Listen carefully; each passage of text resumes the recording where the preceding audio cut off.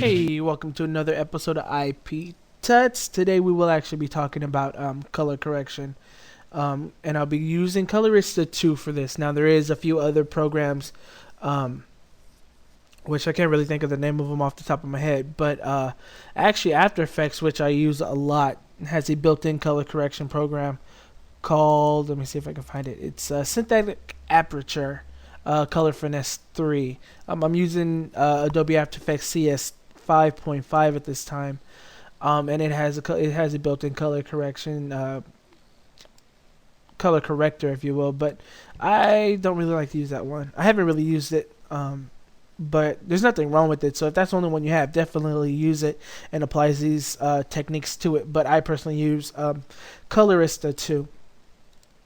I like the way it is. It gives you like 3 different wheels to operate, and I'm actually going to go through it a little bit and show you a few things. This tutorial may be a little on the longer end, so definitely grab yourself something to drink, maybe some popcorn or some gummy bears, like I always do, and get ready to take a really long ride. No, I'm playing, but let's go ahead and get started. Okay, so right now, well, first off, let's talk about this shot. Right now I have this shot of my actor coming through the door. He's a murderer. He has a white mask on, looking like a Jabberwocky, has his knife in hand, and kind of just ready to kill people. This scene actually isn't complicated at all. Low angle, coming through the door. The walls are white. The door is white. This outside of the house itself is actually like a yellow. But that's fine. That's not going to mess us up too bad or change the overall look and feel that I want for this shot. Going over the plugin itself, once again, Colorista 2. I love it. But, oh, you know what? Back to the shot really quick. Right now, for this shot, I'm actually using my Canon Rebel T3i, which also has Technicolor Cinestyles connected to that. I want to call it a plugin you can get that allows your camera to take flatter images. That way the pictures itself isn't too saturated, so when you do your color correction, the colors that are in the image doesn't pop out very much, and it allows you to color correct with ease. Also, it retains some of the information inside of the shadows, as well as some information inside of the highlights. I'm gonna go ahead and put in some links here, leading to, for one, Ryan Conley from FilmRite. He talks about color correction and the whole purpose of that. So after you guys watch this, you guys can go ahead and visit that video, and it's definitely worth watching, as well as Film Noob's cover on color correction as well. He talks about the plugins themselves, as far as for the Canons, the Technicolor and the Marvel color style thing. I'm not really sure the actual name of that thing, but Film Noob covers it, so I will go ahead and drop in the links as well as that, so watch those as soon as you get done with this. Color is a really good plugin made by Red Giant, Magic Bullet Suite. Right here we have your exposure, which I'm actually going to show you. As you can see, the information here inside of the shadows are still retained, even though I blew them out. They were deep down in the shadows, and if that's sitting on 0 the way it was originally shot, you really can't see them, but they're there. They're there, and that's what I like about that. It allows you for more of a dynamic range when using that that plugin, if you will, for your Canon camera. Now let me just go ahead. I kind of underexposed it during that shot, but that's fine, no big deal. I'm gonna take it up to 1. So you have your exposure, you have your density, which is kind of like an overall brightness or contrast to it. You have your recovery, your highlight recovery. Let's say it was blown out, you can kind of toss in your highlight recovery to get some more of the information back. But since this shot doesn't have any of that, we're not going to worry about that. You actually have 3 wheels, or 3 sets of 3 wheels to worry about. Right now you have your primary 3-way wheel, which your shadows, midtones, and highlights. I'm going to go over that really quick as well. Your shadows, obviously, control the shadows. And in this particular shot, I knew I wanted it to be cold. Cold is generally blue. So I knew I was going to push towards a blue in this scene. This right here is probably a little much, but that's fine. So what I went ahead and did is I went ahead and pushed towards a bluer tone for this. Also, the rule of thumb is if you push your shadows to one color, you push your highlights to the total opposite color. And they call that the push and pull technique. which would then give you that, but that's not the look I was particularly going for. So I personally don't follow the rule per se. Um, Whatever looks good, whatever comes out and gives you the ultimate picture of what you're looking for should be your motivation. Um, so pretty much everything just kind of went to blue for me in this one. I mean, the highlights kind of went more towards red um, for this particular scene. Um, if I'm not mistaken, I don't really remember exactly what I did for this particular scene, but it's fine. We'll just make it up as we go. Moving down, we'll go ahead and we'll grab the auto balance. Now what the auto balance itself does is that's actually like a auto white balance. Um, if something in the scene is supposed to be one color, or we know it's supposed to be white and it's not, then we can go ahead and select that and it will change it. Now what I'm gonna do is I'm gonna go for purposes, I'm gonna go ahead and reset that and put everything back to 0. I'm gonna bring up this other shot I have of a miniature I was taking pictures of, and I know for a fact that his skin itself is supposed to be white. In this shot I was using, I think the flash was on the camera, as well as some other things was just going on, so it actually gave off a blue tint. But I know his skin itself in this miniature, this figurine here, is supposed to be white. So I grab this color picker, I walk over here, and I select it. Now what that does is that causes the image itself to auto-correct, and so now that it knows that this white, it adjusts everything else to this natural color. So now everything is fixed. So now we have the brown hair and everything else just like it's supposed to be. Turn it off. You can definitely see the difference between the two. So that's definitely a neat little trick to worry about, or not worry about, but a neat little tool in this plugin to be able to utilize. Primary saturation is exactly what it sounds like. Saturation, saturated or desaturated, black and white, whatever the case may be. And what we'll do, also this auto balance actually controls these 3 wheels right here. So if you are trying to color correct, you would use the auto balance first, okay, and then you would get the correct image out of that first, and then we would move down because there's other sets of wheels we can utilize, which is secondary and master, and I'll go through that here in a quick second. Okay, so we have our primary HSL, and what that does is that allows you to grab colors and control specific colors. Let's say this brown or his beard or whatever, it's a brown color, and the closest color we have at that time, or at this time, would have to be orange. So what we'll do is we'll grab this orange and we can pull it towards the center to saturate or desaturate it. So now you can see that his hair is actually turning more of a gray, even in his eyebrows and his eyelashes here. It's pulling the orange out of it, all while the blue and the silver over here actually remains the same, because we're only affecting the orange, moving it towards the center. If we pulled it out, then it would be brightening it up and giving it more saturation, more color. Once again, all while maintaining this blue and other stuff on this outside. Even the white actually isn't really affected because it's only pulling the orange out of the image. Same thing with this inner. You pull it in, it gets darker.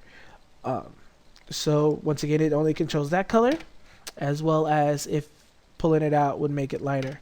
And then you can also go ahead and slide the orange closer to, let's say, the red channel over here, and it would actually give it more of a deeper brown type feel to it. So if you think that it's a little too orange, you can just drag all this on over, maybe even darken it up, and you would get a nice little actual brown color going on right there. Once again, with that blue over there, we can pull it out, and you can see that it's only affecting that blue. That's the only thing. Or there's a little bit of blue fall off on this side because of it, but once again, though, it is controlling primarily just the blues in that image. So moving down, we have primary bypass. Let's say you're doing your color correction, you did your white balance, you're down here messing with your secondary channel, or your secondary set of wheels. You're like, oh, let me see what it would look like without the first color correction on it, or the auto white balance and all these wheels affecting it.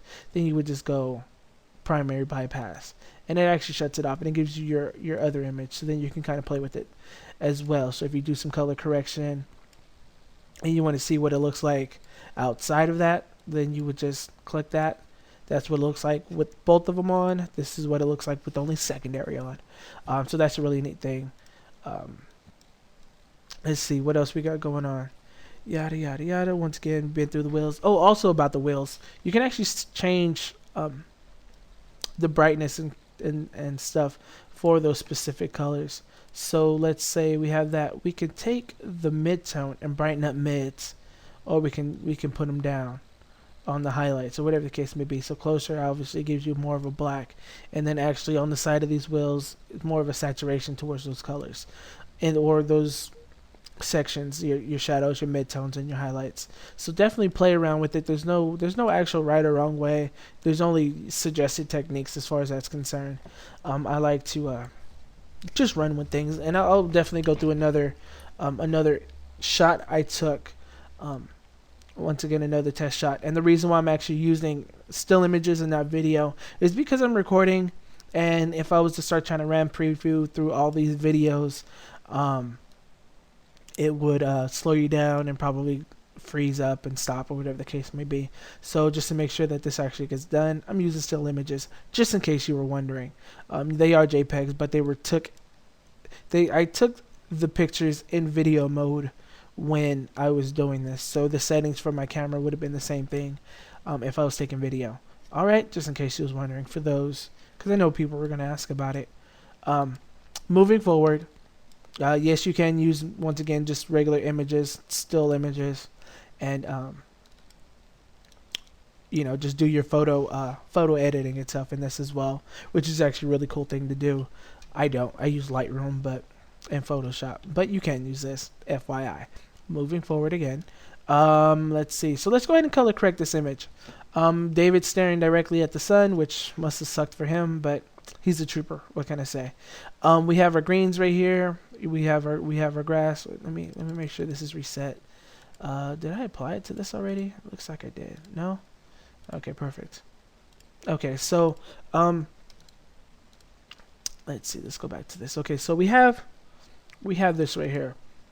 Grass is okay, but we kind of want more. So what we'll go ahead and do is, first off, let's give it a 1 as far as exposure. We'll brighten it up. We can always change it later.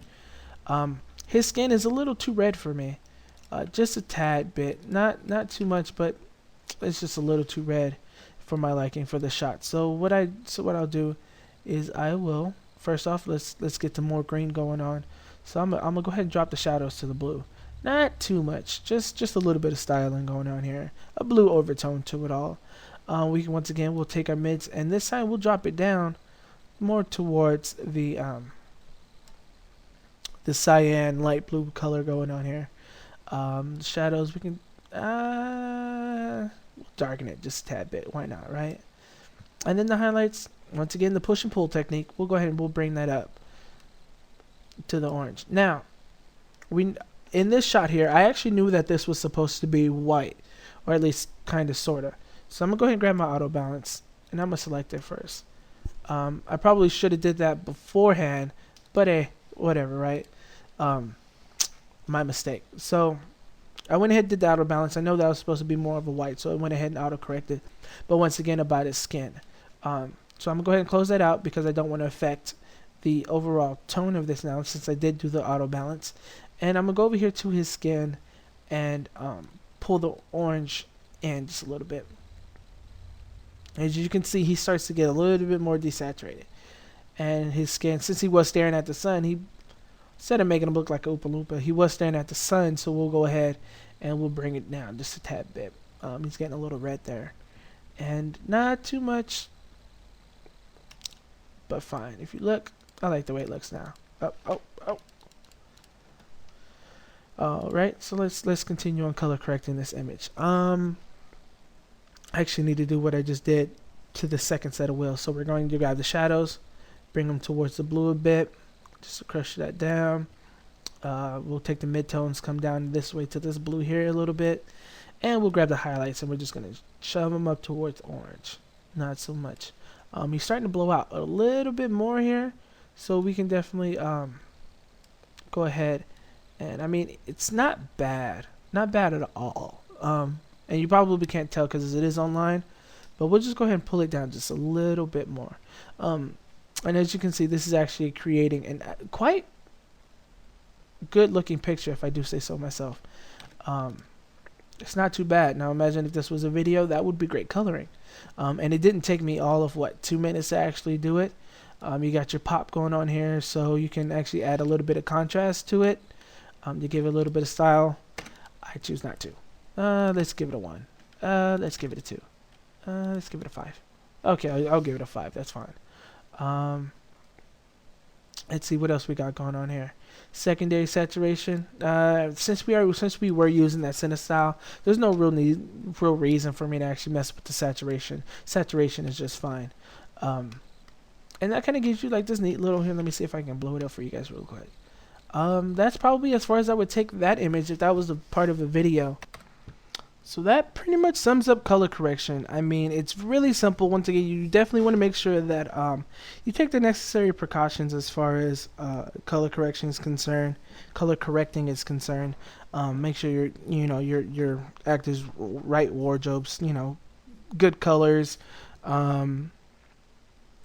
Definitely do your test shots. As you can see, that's what I like to do. I generally do my test shots in the camera with the same settings that it's going to be in when I actually go to shoot the video. That way I can kind of take a look and see how it's going to feel and get a good idea of what it's going to look like, as well as be able to change some things that's going to be necessary. Instead of having to reshoot an entire scene, you shoot a practice scene first, check it out, do your color correcting, and then once again you're fine and you're set and ready to go. You can make your adjustments later on and know what you have to do. Once again, don't forget to check out the video from Film Riot. Ryan talks about it pretty well, as well as Film Noob. Once again, I'll put the links up in the description or somewhere on the screen or something. So definitely subscribe to both channels. Once again, Agent 2018 and the actual Inconsistent Pictures channel. If you guys have any questions about anything, definitely let me know. Shoot me a comment. Check out the fan page. I answer pretty much all questions unless it's something retarded like what size hat do I wear, which I have no idea, to tell you the truth. So if it's a valid question, I will answer it. I will definitely answer it regardless. You can ask anybody on there. So definitely, once again, if this has helped you, don't forget the thumbs up, because that way other people know that are looking for videos to help them. They can see, hey, this is a good video to watch. Okay, well, thank you for tuning in. Once again, I'm Phil. Thank you for watching this IP Tut. You guys take care.